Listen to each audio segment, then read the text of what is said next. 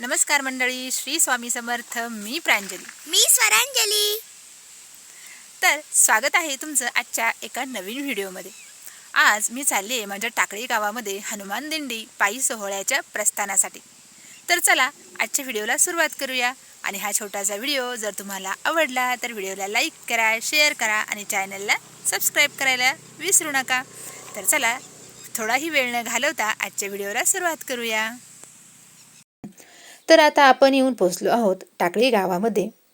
टाकळी गावातील हनुमंतरायांचं हे अतिशय जुनं मंदिर आहे. गावचं हे ग्रामदैवत आणि अतिशय जागृत अशा स्वरूपाचं. तर हनुमान पायी दिंडी सोहळ्याला या मंदिराच्या किंवा हनुमंतरायांच्या दर्शनानेच सुरुवात होते.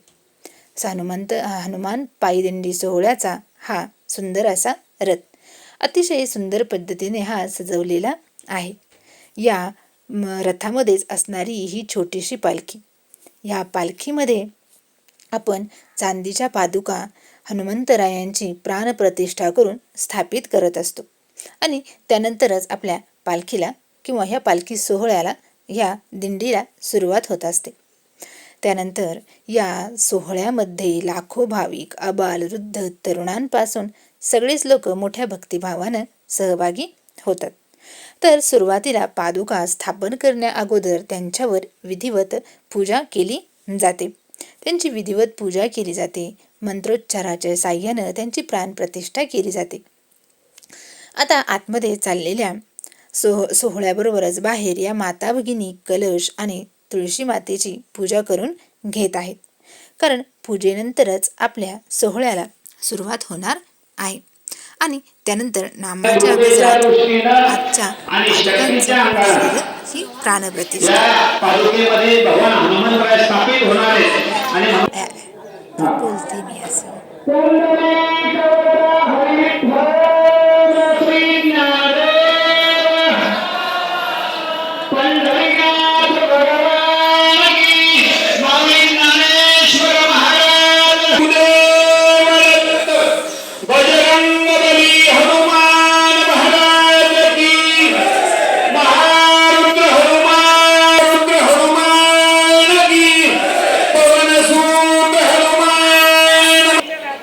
हनुमान पायी दिंडी सोहळ्याचे जे मार्गदर्शक आहेत ते श्री गोरक्ष मारुती नरवडे यांच्या मार्गदर्शनाखालीच हा सोहळा पार पडत असतो.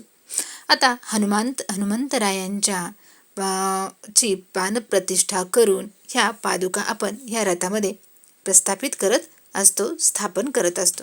त्यानंतरच या सोहळ्याला पुढे सुरुवात होते.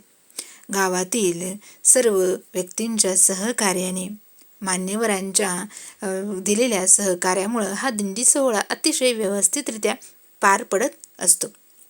कोणत्याही प्रकारची अडचण न येता गेल्या अविरत 15-16 वर्षापासून हा दिंडी सोहळा कार्यरत आहे.